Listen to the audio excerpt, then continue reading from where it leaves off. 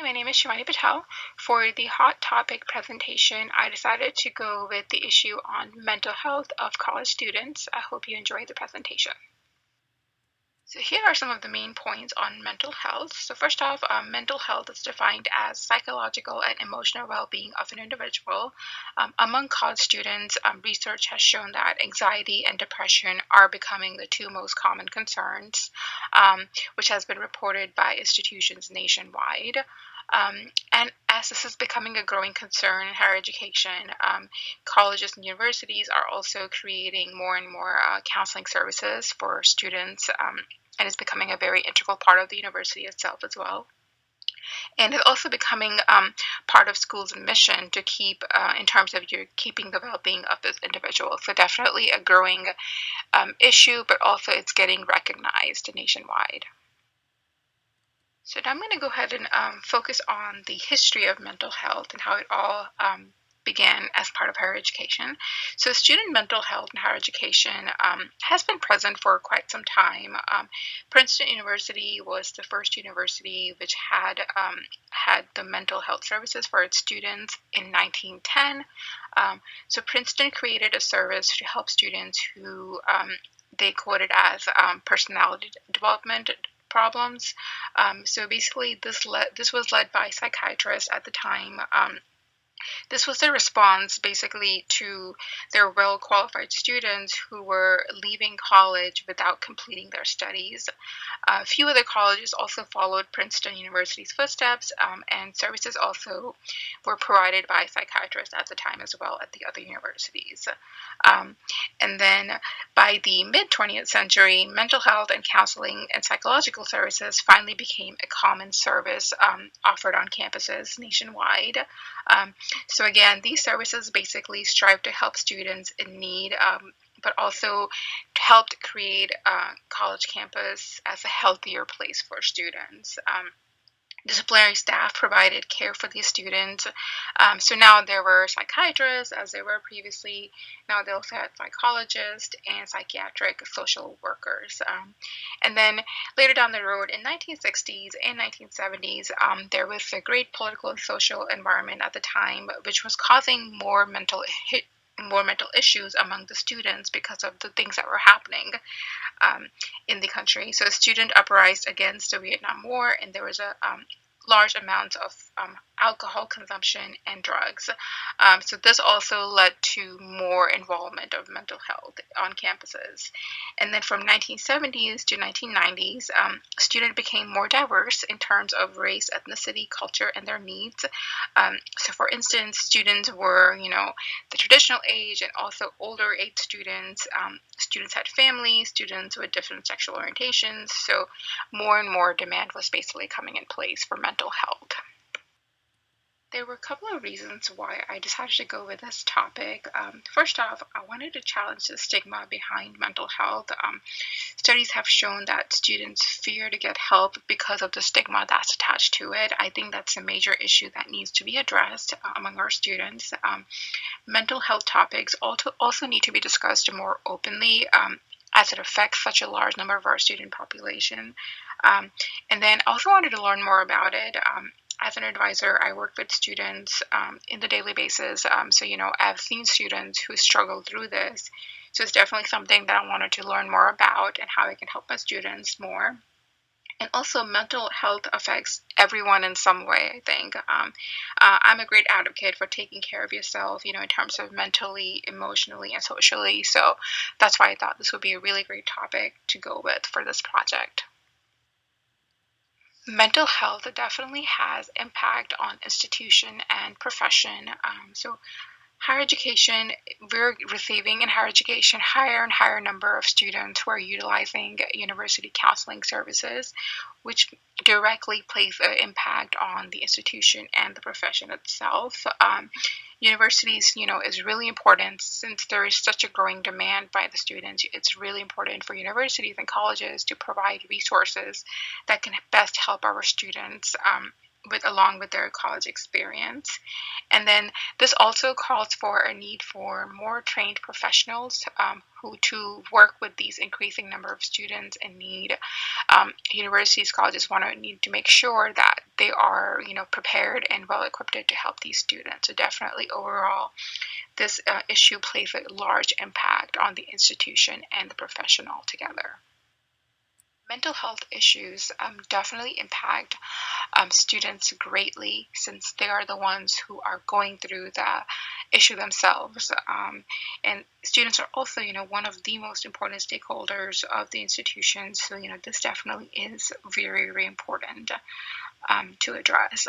Students are facing mental health issues, which affects them, in their academic life, their personal life, and even their social life. So it can affect students in many different ways. And research has also shown that current generation students are facing much greater stress than past generation. So definitely a big thing to keep in mind as students are entering colleges and universities. And again, students are entering colleges and universities with different needs and backgrounds. So there is they're coming in with the parental pressure, the society status, and then the self expectations as well. So all these factors really do build up and affect our students altogether, which can lead to great stress, anxiety, depression, and all those things.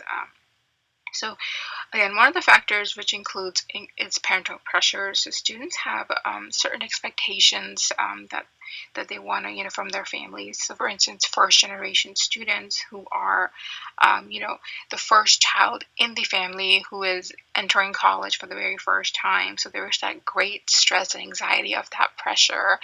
And even with students, who have had past families in university and colleges, there's a pressure there as well to do just as well, as the previous family generations have done. And then the one other factors that I mentioned earlier was society status. A lot of our current students have grown up with post 9/11 school shootings, college shootings, and other campus attacks. So all these events really do build up and affect our students in some way, whether, it's anxiety, depression, um, pressure. So we have to also keep that in mind of how that impacts our students. And then third factor that I mentioned was self-expectation.